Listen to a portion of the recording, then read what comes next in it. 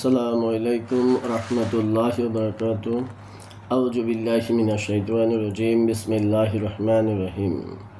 আজকে আমরা ইসলামী আন্দোলন করার, ইসলাম প্রতিষ্ঠা করার, কাজ করার গুরুত্ব সম্পর্কে কোরআন হাদিসের নির্দেশ আমরা অধ্যয়ন করব। তো প্রথমে আমি সূরা তাওবার 38 নম্বর আয়াত অধ্যয়ন করছি এবং এরপরে এই আয়াতের তাফসীরের মধ্যে যে কোরআন এবং হাদিসের বাণী রয়েছে তা আমরা অধ্যয়ন করব ইনশাআল্লাহ। বিসমিল্লাহির রহমানির রহিম। ইয়া আইয়ুহাল্লাযীনা আমানু মা লাকুম ইযা কিলা লাকুম ফিরু ফি সাবিলিল্লাহি সাকালতুম ইলাল আরদি আরাদিতুম বিল হায়াতি দুনিয়া মিনাল আখিরাতে ফামা মাতাউল হায়াতি দুনিয়া ফিল আখিরাতে ইল্লা কলিল। যার অর্থ, আল্লাহ বলেন, হে ঈমানদারগণ, তোমাদের কি হলো যখনই তোমাদেরকে আল্লাহর পথে বের হতে বলা হলো, অমনি তোমরা মাটি কামড়ে পড়ে থাকলে? তোমরা কি আখেরাতের মোকাবেলায় দুনিয়ার জীবন পছন্দ করে নিয়েছ? যদি তাই হয় তাহলে তোমরা মনে রেখো, দুনিয়ার জীবনের এমন সাজ সরঞ্জাম আখেরাতে খুব সামান্য বলে প্রমাণিত। তোমরা যদি না বের হও তাহলে আল্লাহ তোমাদের যন্ত্রণাদায়ক শাস্তি দেবেন এবং তোমাদের জায়গায় আর একটি দলকে উঠাবেন, আর তোমরা আল্লাহর কোনো ক্ষতি করতে পারবে না। তিনি সব জিনিসের উপর শক্তিশালী। দেখেন, এই যে আয়াতটার আমরা অর্থটা জানলাম, সেখানে একটা গুরুত্বপূর্ণ কথা আপনাকে আল্লাহ কিন্তু খুব রাগ হয়ে বলতেছে যে যখনই আল্লাহর রাস্তায় ইসলাম প্রতিষ্ঠা করার কাজে আপনাকে বের হইতে বলা হয়, আপনারা কি করতেছেন? মাটি কামড়ায় পড়ে থাকতেছেন। তো মাটি কামড়ায় যে পড়ে থাকতেছেন কিসের আশায়? দুনিয়াতে বেশি দিন একটু বাঁচবেন এই আশায়। তো আল্লাহ বলতেছে যে এই দুনিয়ার জীবন পরকালের তুলনায় তো আসলে কিছুই না। হ্যাঁ, এবং আল্লাহ আরও হুমকি দিয়ে বলতেছে, যদি আপনারা বের না হন, ইসলাম প্রতিষ্ঠা করার জন্য যদি আপনি কাজে বের না হন, তাহলে কিন্তু আপনার জন্য বসে থাকবে না, অন্য আর একটা দল কিন্তু কি দাঁড়ায়া যাবে। সেটা কেমন? আপনি ইসলাম প্রতিষ্ঠা করার লোক, ইসলামের জন্য যদি কাজ না করেন, ইসলাম প্রতিষ্ঠার জন্য যদি কাজ না করেন, তাহলে গিয়ে কি হবে?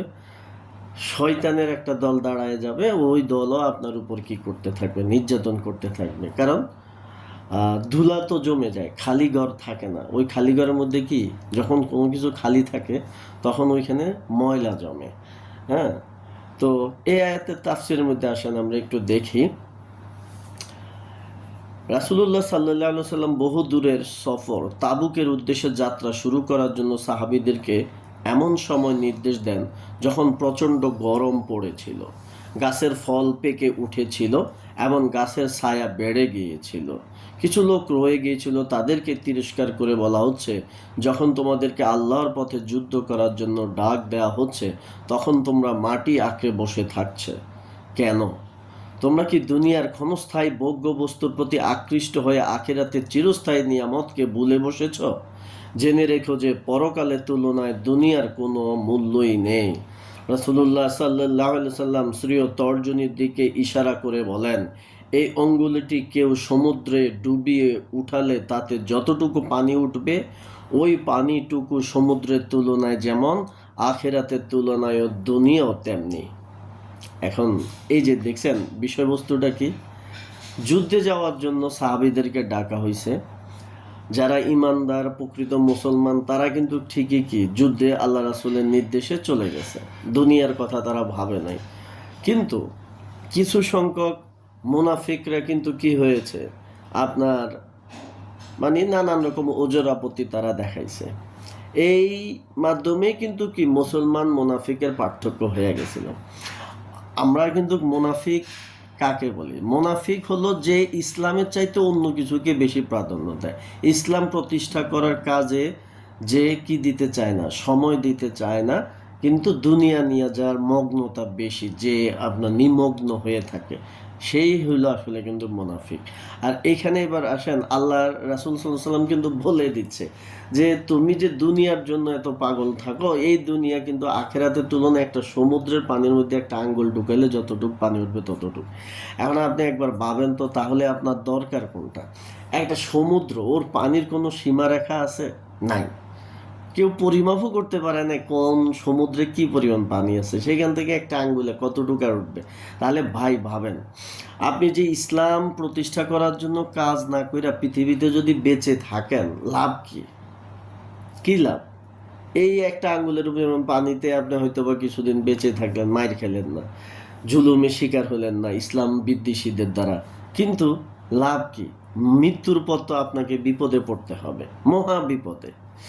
তো ভাই, এই জন্য ইসলাম প্রতিষ্ঠা করার কাজ করতেই হবে যদি মুসলমান হয়ে মরতে চান। আল্লাহ তাআলা জিহাদ পরিত্যাগ করার উপর ভীতি প্রদর্শন করে বলেছেন, যদি তোমরা যুদ্ধের জন্য বের না হও তবে আল্লাহ তোমাদেরকে যন্ত্রণাদায়ক শাস্তি প্রদান করবেন। একটি গোত্রকে রাসূলুল্লাহ সাল্লাল্লাহু আলাইহি সাল্লাম জিহাদের জন্য আহ্বান করেন, কিন্তু তারা তার আহ্বানে সাড়া দেয়নি। তখন আল্লাহ তাদের থেকে বৃষ্টি বন্ধ করে দেন। আল্লাহ পাক বলেন, তিনি তোমাদের পরিবর্তে অন্য এক জাতি সৃষ্টি করে দিবেন। অর্থাৎ তোমরা গর্বে ফুলে ওঠো না যে তোমরাই তো রাসূল সাল্লাল্লাহু আলাইহি সাল্লামের সাহায্যকারী। জেনে রেখো যে তোমরা যদি রাসূলুল্লাহ সাল্লাল্লাহু আলাইহি সাল্লামের সাহায্যকারী রূপে না থাকো, তবে আল্লাহ তাআলা তোমাদেরকে ধ্বংস করে দিয়ে অন্যদেরকে তার সাথী ও সাহায্যকারী বানিয়ে দেবেন, যারা তোমাদের মতো হবে না। তোমরা আল্লাহর দ্বীনের কোনোই ক্ষতি করতে পারবে না। এটা মনে করো না যে তোমরা জিহাদ না করলে মুজাহিদরা জিহাদ করতেই পারবে না। আল্লাহ সব কিছুর উপরে পূর্ণ ক্ষমতাবান। তোমাদের ছাড়াই তিনি তার মুজাহিদ বান্দাদেরকে শত্রুদের উপর বিজয় দান করতে পারেন। চিন্তা করছেন, এই যে আমরা যে হাদিসটা আমরা পড়লাম, এই জায়গাতে আমরা কিন্তু কি পাইলাম? যে যারা জিহাদ না করে এরকম একটা জাতির বৃষ্টি আল্লাহ বন্ধ করে দিছে। তাহলে আল্লাহর যদি রহমত বন্ধ হয়ে যায় তাহলে কি অবস্থা? এই যে আমরা মাঝে মধ্যে দেখি কোনো বৃষ্টি হয় না, খরা, তখন মানুষ কিন্তু আর ওই বামপন্থী যারা আছে তাদেরকে ডাকে না, মানুষ তখন ডাকে কিন্তু কাদেরকে? আলেমদেরকে, যে তোমরা একটু মানে আলেমরা যেন নামাজ পড়া ডাকে। তাহলে দেখেন, আপনি যদি আল্লাহর রাস্তায় বের না হন, আল্লাহর দ্বীন প্রতিষ্ঠা করার জন্য, ইসলাম প্রতিষ্ঠা করার জন্য সংগ্রাম, যুদ্ধ, জিহাদ না করেন, তাহলে কিন্তু বিপদ আপনার হবে। আর আল্লাহ বলে দিতেছে, তোমরা এমন ভাইবো না যে তোমরা ছাড়া কি আল্লাহর দ্বীন কি হবে না, প্রতিষ্ঠিত হবে না। আল্লাহ আরেকজনকে কবুল করে নেবেন, এবং যারা ইসলাম প্রতিষ্ঠার কাজ করতেছি তাদেরকে আল্লাহ বিজয় দিবেন। আর আসলে সংখ্যা দিয়ে ইসলামের বিজয় হয় না, ইসলামের বিজয়টা হয় কি দিয়া? আল্লাহর সাহায্যের মাধ্যমে। হ্যাঁ, সূরা তাওবার, এরপরে সূরা তাওবার আপনার 23 নম্বর আয়াতের মধ্যে আল্লাহ বলেন, হে ইমানদারগণ, তোমাদের বাপ ও ভাইয়েরা যদি ইমানের উপর কুফরিকে প্রাধান্য দেয়, তাহলে তাদেরকেও নিজেদের বন্ধু হিসেবে গ্রহণ করো না। তোমাদের মধ্যে যারা তাদেরকে বন্ধু হিসেবে গ্রহণ করবে তারাই জালিম। ডাইরেক্ট কথা, চিন্তা করছেন? ইসলামের জন্য আপনাকে সবাইকে ভালোবাসতে হবে। যদি দেখেন যে কেউ আপনার কি ইসলামকে ভালোবাসে না, ধর্মনিরপেক্ষতাকে ভালোবাসে, জাতীয়তাবাদকে ভালোবাসে, সমাজতন্ত্রকে ভালোবাসে, তাহলে সে আপনার আপন না। সে আপনার আপন কখনোই হতে পারে না, কারণ সে তো শয়তানের অনুসারী। তো এই জন্য হলো ভাই, কুফরিটাকে প্রাধান্য দেওয়া যাবে না, সব কিছু হবে একমাত্র আল্লাহর জন্য। তারপরে দেখেন 24 নম্বর আয়াতের মধ্যে আল্লাহ বলতেছেন, হে নবী, বলে দাও, যদি তোমাদের পিতা, তোমাদের সন্তান ও তোমাদের ভাই, তোমাদের স্ত্রী, তোমাদের আত্মীয় স্বজন, তোমাদের উপার্জিত সম্পদ, তোমাদের যে ব্যবসায় মন্দা দেখা দেওয়ার ভয় তোমরা তটস্থ থাকো, এবং তোমাদের যে বাসস্থানকে তোমরা খুবই পছন্দ করো, এসব যদি আল্লাহ ও তার রাসূল সাল্লাল্লাহু আলাইহি সাল্লাম এবং তার পথে জিহাদ করার চাইতে তোমাদের কাছে বেশি প্রিয় হয়, তাহলে আল্লাহর ফয়সালা তোমাদের কাছে না আসা পর্যন্ত অপেক্ষা করো। আল্লাহ ফাসিকদেরকে কখনো সত্য পথে সন্ধান দেন না। তাহলে আমরা এখান থেকে কি শিক্ষাটা নিতে পারি? এই আয়াতটা থেকে শিক্ষা হলো যে এই যে যতগুলো সম্পদের কথা বলা হইলো, যত আত্মীয় স্বজনগুলোর কথা বলা হলো, আপনজনদের, এরা আল্লাহর চাইতে, রাসূল সাল্লাল্লাহু আলাইহি সাল্লামের চাইতে এবং জিহাদের চাইতে যদি আপনার কাছে প্রিয় হয়ে থাকে, তাহলে অপেক্ষা করেন। আল্লাহ ফাসেকদেরকে কখনো কি দেন না, সত্য পথে সন্ধান দেন না। মানে এরা ভুল পথে থাকবে আর মৃত্যুর পর শাস্তি পাবে, জাহান্নাম। শাস্তি তো জাহান্নামই, আর তো কিছু নেই। তারপরে আসেন সূরা আল মুজাদিলার 22 নম্বর আয়াতে আল্লাহ বলেন, তোমরা কখনো এমন দেখতে পাবে না যে যারা আল্লাহ ও আখিরাতের প্রতি ঈমান পোষণ করে তারা এমন লোকদের ভালোবাসছে যারা আল্লাহ ও তার রসুলের বিরোধিতা করছে। তারা তাদের পিতা অথবা পুত্র অথবা ভাই অথবা গোষ্ঠীভুক্ত হলেও তাতে কিছু এসে যায় না।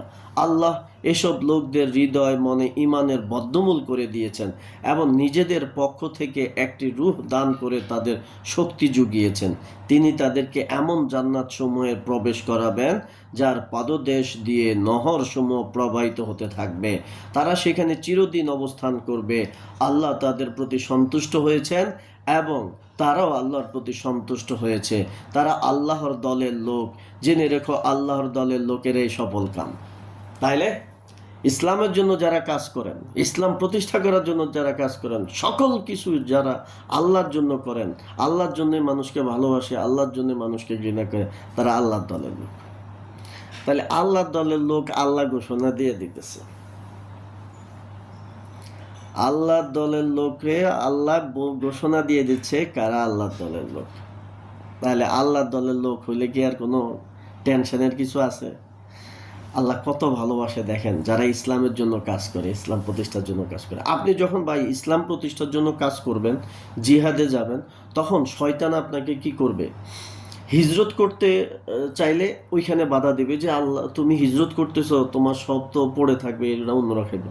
আপনি যখন জিহাদে যাওয়ার মনস্তব করবেন, জিহাদ ইসলাম প্রতিষ্ঠা করার জন্য কাজ করতেছেন, জালিম সরকার আপনাকে বন্দি করবে, মেরে ফেলবে, গুম করে ফেলবে। শয়তান আপনাকে ভয় দেখাবে যে তোমার তো গুম করে ফেলবে, তোমার চাকরি চলে যাবে, তোমার এই বিপদ হবে, আর তোমার মারা গেলে তোমার বউ বাচ্চারা কি অন্যর মানে এইভাবে থাকবে। এইগুলা আপনার মাথায় ঢুকাই দিয়া সে জিহাদ থেকে আপনাকে বিরত রাখে। এটা কিন্তু শয়তানের একটা কৌশল। তাহলে আপনি কিন্তু যদি শয়তানের কৌশলে আটকে যান, তাহলে আপনি আল্লাহর দলের লোক হতে পারলেন না। হ্যাঁ, তো ভাই এরপরে আসেন আরও একটা অনেক গুরুত্বপূর্ণ একটা হাদিস। এখানে হাদিস আছে হজরত আবু উবাইদা রাদিয়াল্লাহু স্ত্রীয় পিতাকে হত্যা করেছিলেন। হজরত আবু বকর রাদিয়াল্লাহু স্ত্রীয় পুত্র আব্দুর রহমানকে হত্যা করার ইচ্ছা করেছিলেন। হজরত মুসআব ইবনে উমাইর রাদিয়াল্লাহু তার ভাই উবাইদ ইবনে উমাইরকে হত্যা করেছিলেন। এবং হজরত উমর রাদিয়াল্লাহু, হজরত হামজা রাদিয়াল্লাহু, হজরত আলী রাদিয়াল্লাহু এবং হজরত উবাইদ ইবনে হারিস রাদিয়াল্লাহু নিজেদের নিকটতম আত্মীয় উবা, সাইবা এবং ওয়ালিদ ইবনে উতহুকে হত্যা করেছিলেন। কিসের জন্য? তাদের কাছে চিন্তা করেন, সবার আগে আল্লাহ, সবার আগে ইসলাম। ইসলামের পথে যেই বাধা দেবে, ইসলাম ছাড়া অন্য সমাজতন্ত্রকে, ধর্মনিরপেক্ষতাকে, জাতীয়তাবাদকে যে আদর্শ হিসেবে গ্রহণ করবে, সে কখনোই আমার কি হইতে পারে না, আপনজন হইতে পারে না। ইসলাম প্রতিষ্ঠার জন্য যারা মুশরিক কাফের, সে কখনো আমার আপনজন হতে পারে না, আমার বন্ধু হতে পারবে না। ইসলাম হলো সবার আগে। ইসলামের পথে যদি কেউ বাধা দেয়, তাহলে তাদের সাথে কি আচরণ হবে সেটা কিন্তু কি সাহাবীগণ দেখিয়ে দিয়ে গিয়েছেন। বাবা ছিলেন কাফের, ছেলে ছিল মুসলমান। সে বাবা যখন ইসলামের বিপক্ষে দাঁড়াইছে, ছেলের সাথে যুদ্ধ করতে আসছে, ছেলে তার বাবাকে হত্যা করে ফেলছে। কোনো ছাড় নাই, কোনো ছাড় নাই। তো ভাই, এই জন্য আমাদের দায়িত্ব কি? ইসলাম প্রতিষ্ঠা করার জন্য কাজ করা। তালিবালি করলে কোনো কাজ হবে না। আল্লাহ কোরআনে অসংখ্য আল্লাহ বলেই দিছে ইসলাম প্রতিষ্ঠা করার জন্য। আল্লাহ রাসূলকে আল্লাহ পাঠাইছে হলো কি ইসলামকে বিজয় করার জন্য, সত্য দিনটাকে বিজয় করার জন্য। আল্লাহ কোরআনে বলে দিছে আন আকিমুদ্দিন ওয়ালা তাতাফাররাকু, তোমরা দিন কায়েম করো, বিচ্ছিন্ন হও না। আল্লাহ কোরআনে বলে দিছে ইন্না দিন ইনদাল্লাহিল ইসলাম। আল্লাহ কোরআনে বলেই দিছে যে ওমাল্লাম ইয়াকুম বিমান জালাল্লাহু ফাউলাইকা হুমুল কাফিরুন, যারা আমার বিধান অনুযায়ী আইন কানুন পরিচালনা করবে না তারা কাফের। আল্লাহ কোরআনে বলেই দিছে আল্লাযিনা আমানু ইউকাতিলুনা ফি সাবিলিল্লাহ, যে মুসলমান সে আমার রাস্তায় সংগ্রাম করে। আল্লাযীনা কাফারু ইউকাতিলুনা ফি সাবিলিত তাগুত, যারা কাফের সে শয়তানের রাস্তা। তো সিম্পল, আল্লাহর রাস্তা হলো ইসলাম, শয়তানের রাস্তা হলো ইসলাম ছাড়া অন্য সব কিছু। আপনি মুসলমান দাবি করবেন অথচ আপনি ইসলাম প্রতিষ্ঠার জন্য কাজ করবেন না, আপনি মুনাফিক। আপনি তো আর কাফের না, যেহেতু আপনি আল্লাহরে ডাকেন, আপনি মুনাফিক। মুনাফিক আর কাফের ও কোনো পার্থক্য নয়, আরো বরং মুনাফিকের স্থান জাহান্নামের নিম্নস্থলে। তা আল্লাহ আমাদের সকলকে যেন জাহান্নাম থেকে রক্ষা করে, আমাদের সকলকে যেন ইসলাম অনুযায়ী চলা তৌফিক দান করে, আমরা সেই প্রার্থনাই করি সবাই আল্লাহর কাছে। আসসালামু আলাইকুম রহমতুল্লাহ বারাকাতুহু।